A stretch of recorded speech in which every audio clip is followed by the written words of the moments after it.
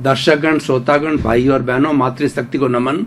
खास, विशेष, इंसानियत के गुण देने वाला, मानवतावादी बताने वाला और विश्व की जो वर्तमान में समस्याएं हैं उनका समाधान देने वाला, हेल्थ के संबंधी टिप्स देने वाला, लाइफ स्टाइल को संतुलित करने के लिए सूत्र देने वाला और अध्यात्म विज्ञान की बात बताने वाला, बच्चों को, युवाओं को, वरिष्ठ नागरिकों को संस्कार देने वाला कार्यक्रम में आपका हार्दिक स्वागत है, अभिनंदन है, सत्कार है। कार्यक्रम में हम प्रतिदिन नए नए विषयों के साथ में प्रवेश होते हैं।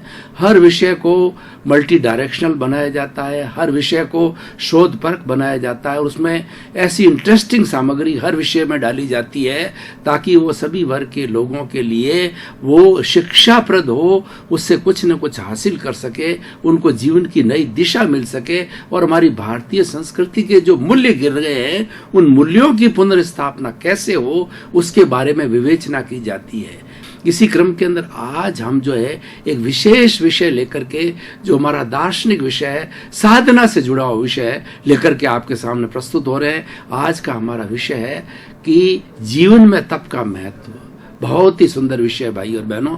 और व्यक्ति जीवन में अगर तप को धारण कर लेता है तो वह व्यक्ति पूजनीय बन जाता है, वंदनीय बन जाता है, स्तुत्य बन जाता है और सबका प्रिय बन जाता है, क्योंकि तप से हमारा शोधन होता है, सब्लिमेशन होता है और तप के द्वारा रूपांतरण होता है। तप से व्यक्ति एक अच्छा इंसान बनता है। तप से करुणा के भाव आते हैं, मैत्री, प्रमोद, करुणा और मध्यस्थता की भावना तप से प्राप्त होती है। अब आखिर तप क्या है? तप का सामान्य अर्थ होता है कि तपना, अंग्रेजी में इसको पिनेंस कहते हैं, त्याग कहा जाता है, पचकान कहा जाता है, कुछ चीज को छोड़ना कहा जाता है, उसको तप बोला जाता है। अब हम जो भारतीय संस्कृति में तप के कुल 12 विभाग किए गए हैं और विभाग इसलिए किए गए हैं कि व्यक्ति जो है, एक तो मध्यम वर्ग का व्यक्ति होता है, एक उच्च वर्ग का व्यक्ति होता है और एक तो होता है निम्न स्तर का व्यक्ति होता है। मैं उसके मानसिक स्तर से बात कर रहा हूं, धन से उसकी तुलनात्मक नहीं कर रहा हूं। तो मैं ये बात बता रहा हूं कि एक तो निम्न स्तर, मानसिक स्तर का व्यक्ति होता है और एक व्यक्ति होता है मध्यम स्तर का होता है और एक उच्च स्तर का होता है। तो सबको तप की महिमा ध्यान हो, तप का महत्व ध्यान हो और अपनी एबिलिटी के अनुसार है वह तप करे, उसमें जंप करे, वह वैसा क्लासिफिकेशन किया गया है। तप के 12 भेद है, अनशन, उनोदरी, भिक्षाचरी और अनशन, उनोदरी, भिक्षाचरी और उसके बाद के अंदर त्याग और उसके बाद के अंदर जो है वो प्रतिसंलीनता। ये तो 6 तो हो गए बाह्य तत्व और भीतर के जो तत्व है वो प्रायश्चित, विनय, वैयाव्रत, स्वाध्याय, ध्यान और युत्सर्ग। अब हम इनका थोड़ा थोड़ा जो है वर्णन करते हैं। पहले अनशन। अनशन का अर्थ होता है उपवास करना, 2 की तपस्या करना, 4 की करनी, 8 की करनी, महीने भर का करना और एक पक्ष का करना। इस तरीके से जो व्रत किया जाता है वह अनशन के अंदर आता है। अब देखिए तप में होता क्या है। तप का अर्थ होता है तपना होता है। जब हम धूप में बैठते हैं तो हमारा शरीर तपता है, हम प्रकाश के अंदर बैठते हैं तो हमारा शरीर तपता है और हमारी इस जठराग्नि से जो है हमारा ये जो पाचन तंत्र है वो तपता है और तप करके और हमारा भोजन का पाचन होता है। तो तप का अर्थ होता है तपना। अब तपना अर्थ ये हुआ कि क्या हम ये जो औदारिक शरीर है हमारा, ये स्थूल शरीर है, इसको तपाने से अर्थ है? खाली इसको तपाने से क्या होगा? इसको तपाने से कोई निष्पत्ति नहीं हो सकती है।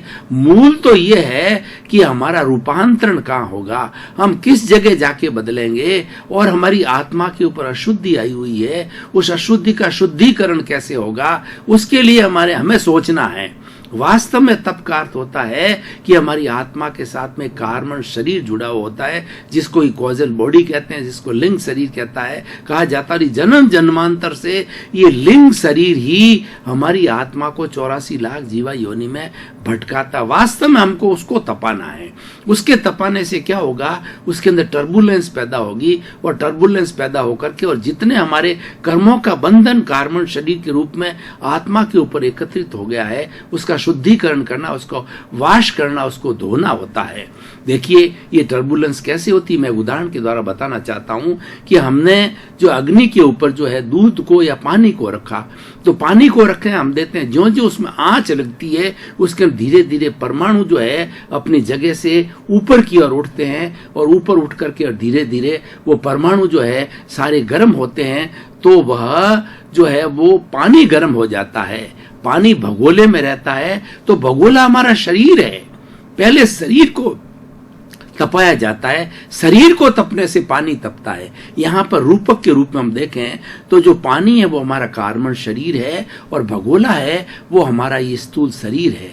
तो वास्तव में हम स्थूल शरीर को तपाए बिना, पानी जैसे कि हम भगोले को तपाए बिना पानी गर्म नहीं कर सकते, दूध गर्म नहीं कर सकते, कोई भी चीज गर्म नहीं कर सकते, तो उसी तरीके से हमारे इस स्थूल शरीर को तपाए बिना जो है हम कार्बन शरीर को नहीं तपा सकते। और जिस तरीके से पानी के अंदर बुलबुले उठते हैं, परमाणु अपनी जगह छोड़ते हैं, उसी तरीके से जब इस कार्बन शरीर को तप लगता है, ये तपता है, तो उसके अंदर भी टर्बुलेंस होती है, और धीरे धीरे जो है इसके कर्म जो शिथिल होकर के अलग हो जाते हैं, जिसको डिटैचमेंट कहा जाता है, निर्जरा होती है। शिथिलीकरण की प्रक्रिया तप के द्वारा होती है, तपस्या के द्वारा होती है। उससे धीरे धीरे अगर रेगुलर ये तपस्या की जाए तो धीरे धीरे कार्बन शरीर जो है शिथिल होकर के एक समय ऐसा भी आ सकता है पूर्ण रूप से आत्मा से अलग हो सकता है। अब देखिए अनशन के द्वारा जो है हम जो है वो भूखे रहते हैं, अनशन के दौरान तपस्या करते हैं, उपवास करते हैं, उसका जो उससे हमें शरीर को तो थोड़ा कष्ट हो रहा है।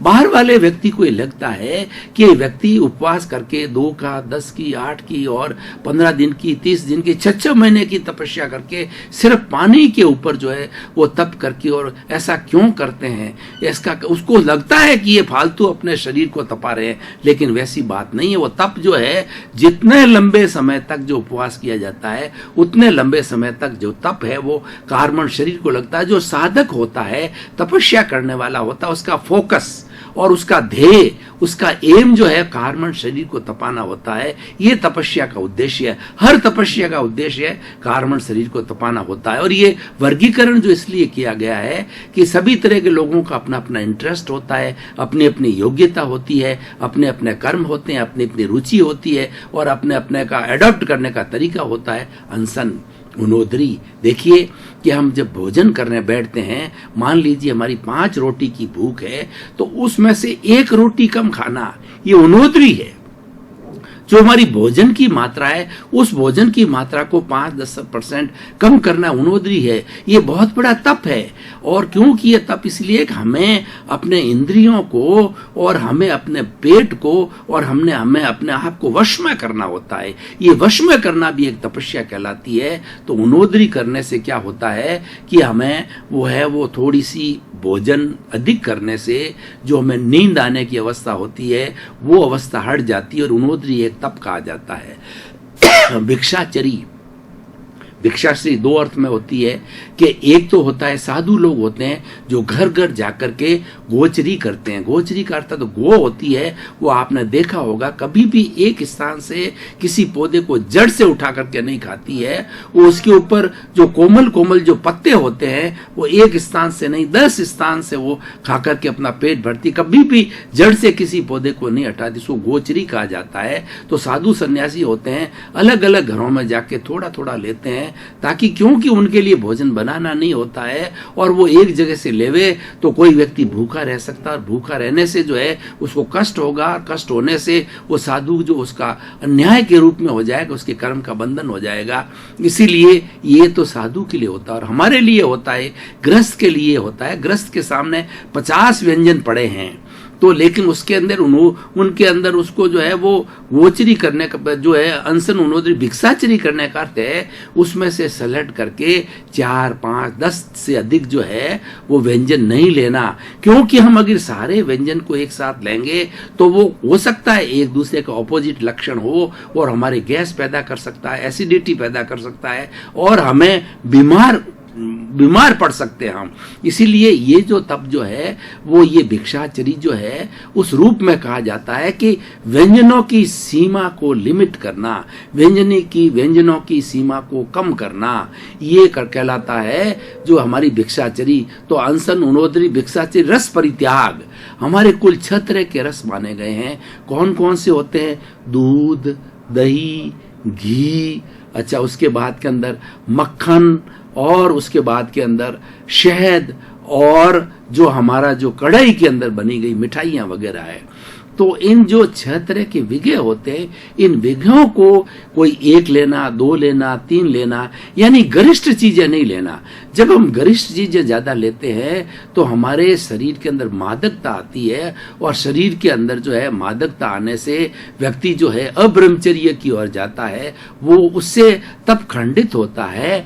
तो तप को बनाए रखने के लिए इनमें से तप को, शरीर को, जब हम इस शरीर को शिथिल करेंगे तभी जाकर के हमारा जो फोकस है वो कार्बन शरीर का है, वो कार्बन शरीर जाकर के जो है वो गर्म होगा, उसको तप लगेगा। तो इसीलिए ये हो गया कि हमारा जो है वो जो रस परित्याग, 6 में से 1 या 2 रस को लें, बाकी पे अपने आप को अंकुश लगावें। तो अनशन, उनोदरी, भिक्षाचरी, रस परित्याग और प्रतिसल्लीनता, ये एक बहुत बड़ा तप है।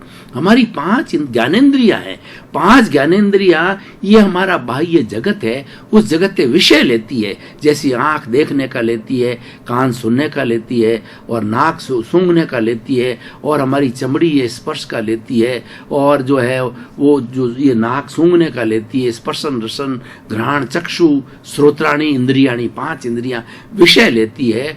तो इन विषयों के अंदर इंद्रियां बाहर जाती है, बाहर जाकर के ये रस लोलुप हो जाती है। अच्छा, किसी को अच्छी रूपवान स्त्री को देखा, उसका मन ललचा जाता है। अच्छे भोजन को देखा तो मन ललचा जाता है। अच्छा गाना जो है वो नाच गाना हो, उसके अंदर लुप्त हो जाता है। तो इस 5 इंद्रिय जो बाहर जा रही है, उन विषयों को समेट के भीतर की ओर लाना प्रतिसल्लीनता है। भीतर की ओर लाने से अंकुश होगा, नियंत्रण होगा, कंट्रोल होगा, और वो नियंत्रण जाकर के और हमारे कार्बन शरीर को जो है शिथिल करेगा, उसको तप लगेगा। तो अनशन, उनोदरी, भिक्षाचरी, रस परित्याग और काय क्लेश, ये काय क्लेश का अर्थ होता आसन करना। ये हमारे जितने भी पक्षी होते हैं जो बैठते हैं, उन पक्षियों के बैठने की जो स्टाइल होती है उसको आसनों के रूप में विभाजित किया। ये 72 तरह के आसन है। आसन सैकड़ों तरह से हो सकते हैं, लेकिन पशुओं पक्षियों के बैठने की जो विधि है उसको मनुष्य जो आसन के रूप में लेता है, उस जैसे कि मयूरासन है, और कुकुटासन है, और दुग्धासन है, और उसके बाद के अंदर ताड़ासन है, और मत्यासन है, मयूरासन है जैसे मयूर बैठता है, सर्पासन है जैसे सर्प जो फण की तरह करके बैठता है। तो ऐसा करने से क्या होती है कि हमारे शरीर की जो नर्व सिस्टम है, शरीर की जो नाड़ियां हैं, शरीर के जो मसल्स होते हैं वो कोमल हो जाते हैं, और शरीर के जो मसल्स होते हैं अकड़ पर नहीं होती है शरीर के मसल्स के अंदर। तो क्या होती है कि हमारा मानसिक संतुलन रहता है, मानसिक शांति रहती है। जब मानसिक संतुलन होता है तो हम तप की ओर अग्रसर होते हैं। तो ये भी अपने आप में एक तप की श्रेणी है। तो भाई और बहनों, दर्शकगण, श्रोतागण, ये जो 6 तप जो है बाह्य तप है, उन प्रारंभिक लोगों के लिए है जो कि तपस्या के अंदर प्रवेश करना चाहते हैं और प्रारंभिक स्तर के लोग हैं। अब लोग जो साधक हैं जो कि और ऊंचा जाना चाहते हैं, और इनसे वो ये इतनी तरक्की कर चुके होते हैं, जैसे कि कोई स्कूलिंग होती है, उसके बाद कॉलेज एजुकेशन होती है, फिर यूनिवर्सिटी एजुकेशन होती है। तो इस तरीके से जो साधक है वो तपस्या के मार्ग में आगे बढ़ना चाहता है। तो आगे बढ़ने के लिए 6 तरह के तप बताए। प्रायश्चित, ये बहुत ही बड़ा तप है कि आप भीतर ही भीतर जो है वो आप जो है प्रतिक्रमण करो, अपने दोषों को देखो, अपने दोषों को स्वीकार करो और अपने दोषों को धो, और उसके बाद के अंदर दोषों को फिर से नहीं करने का संकल्प करो, ये प्रायश्चित कहलाता है, जिसको हम सामयिक आलोचना, प्रतिक्रमण, प्रत्याख्यान कहते हैं। तो प्रायश्चित करने से कि मेरे से गलती हो गई है, मुझे क्षमा करो। जो प्रत्यक्ष रूप से गलती हुई है, अप्रत्यक्ष रूप से जन्म जन्मांतर से हम 84 लाख जीवा योनि के प्राणियों से गलती करते आ रहे हैं, उनसे अदृश्य रूप से जो है उनके अव्याबाद आत्मा से हम क्षमा मांगते हैं, तो सभी आत्मा हमको क्षमा करती है। क्योंकि आत्मा से आत्मा की बात के लिए कोई तरह का तार, कोई तरह कनेक्शन की आवश्यकता नहीं होती है, वो सहज ही हो जाता है, वो ऑटोमेटिक होता है, मात्र उस आत्मा को याद करना होता है। तो ये प्रायश्चित होता है। विनय ये बहुत बड़ा गुण है। सब गुणों की जो खान है वो विनय है। व्यक्ति के अंदर एक विनय गुण आ जाता है तो व्यक्ति का जीवन सफल हो जाता है और वो व्यक्ति साधुता को प्राप्त कर सकता है, एक अच्छा इंसान बन सकता है। क्योंकि विनयशील व्यक्ति होगा वो हर प्राणी का रेस्पेक्ट करेगा और वो मनुष्य का ही नहीं बल्कि 84 लाख जीवा योनि के सभी प्राणियों को मित्रवत समझेगा, आत्मवत समझेगा, उनको कष्ट नहीं देगा, तकलीफ नहीं देगा, दुख नहीं देगा। ये विनय का सबसे बड़ा गुण होता है। तो विनय करने से हमारे भीतर जो कार्बन शरीर है उसमें बौखलाहट होती है, उसमें टर्बुलेंस होती है। और जिस तरीके से एक कोई भी मान लो भीतर किसी के भूत लगा हुआ और एक जो मंत्र विद्या जानने वाला तांत्रिक आ जाता है तो अपने मंत्र के माध्यम से उस भूत को पकड़ता है, उसकी चोटी पकड़ता है। भूत कहता है मैं निकल रहा हूं गुरुजी। तो उसी तरीके से हमारा ये कार्बन शरीर जो आत्मा के साथ में लग गया है, तो इसको हटाने के लिए, इसके कार्बन शरीर रूपी भूत को हटाने के लिए ये तप किया जाता है। तप एक मंत्र का कार्य करता है। तो विनय जब की जाती है तो ये शिथिल होता है और शिथिल होकर के और हमारा कार्बन शरीर के अंदर जो है वो कर्म है इधर उधर जाने लगते हैं और शिथिल होकर के गिर जाते हैं, आत्मा से अलग हो जाते हैं। प्रायश्चित विनय वैयावृत्ति होते ग्लान व्यक्तियों की सेवा करना। मदर टेरेसा को हम याद करते हैं कि मदर टेरेसा जो है जो कुष्ठ रोगी हुआ करते थे, तपेदिक के रोगी हुआ करते थे, क्षय रोग के व्यक्ति हुआ करते थे, उन सब की मरहम पट्टी करती थी। उनको किसी तरह की अपनी देशी भाषा में बात करें उनको सूग नहीं आती थी, उनको ग्लानि नहीं होती थी और तपस्या करती थी। एक बहुत बड़ा जो है मदर टेरेसा जो है वो एक बहुत ऐसा व्यक्तित्व था, सेवा के रूप के अंदर माना जा सकता है। तो वो वैयाव्रत के रूप के अंदर हम अपने माता पिता की, भाई बहनों की और पारिवारिक सदस्यों की और साधु समुदाय हो, एक साधु दूसरे साधु की जो है करे या एक श्रावक दूसरे साधु की जो है वो सेवा करे, उसको सब तरह का सहयोग दे, वो वैयाव्रत कहलाता है। और विनय, वैयाव्रत और स्वाध्याय का ये तो सबसे बड़ा तप जो है स्वाध्याय है। 100+ अध्याय मतलब खुद का अध्ययन करना। मैं कौन हूं? मैं शुद्ध आत्मा हूं, मैं ज्ञाता दृष्टा शुद्ध आत्मा हूं। ये जब जपा जब चलता है भीतर हमारे 24 घंटा एक ही कहना चाहिए, एक ही ध्वनि चलती है, एक ही ट्यून चलती है कि मैं ज्ञाता दृष्टा शुद्ध आत्मा हूं। अपने अस्तित्व को जब हम याद करते हैं, ये सबसे बड़ा स्वाध्याय है। आत्मा के गुणों को याद करना, आत्मा को शरीर से भिन्न मानना, जिसको भेद विज्ञान कहा जाता है, ये सबसे बड़ा तप है। इसको जो कहा जाता है कि प्रायश्चित, विनय, वैयाव्रत और स्वाध्याय बोला जाता है। और ध्यान, मेडिटेशन किया जाता है। मेडिटेशन 2 तरह का होता है, एक आलंबन सहित होता है और निरालंबन होता है।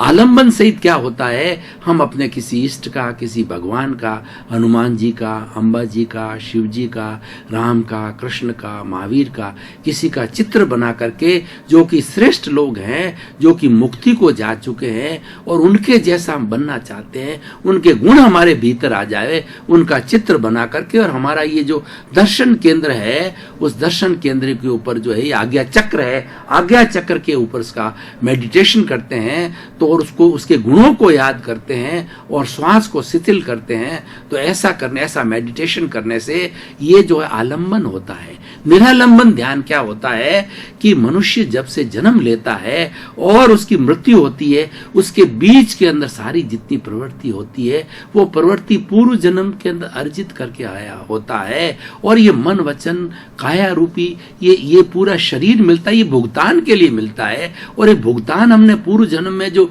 संचित किया, जिसको कि प्रारब्ध कहा जाता है, वो जब उदय के अंदर आता है उसी के अनुरूप जो है हम सारा कार्य करने लग जाते हैं। तो वैसी स्थिति परिस्थिति के अंदर हमारे सारा विचारों से होता है। भाई और बहनों, दर्शकगण, श्रोतागण, आपका बहुत बहुत धन्यवाद। आप पुनरुत्थान कार्यक्रम को देखते रहिए।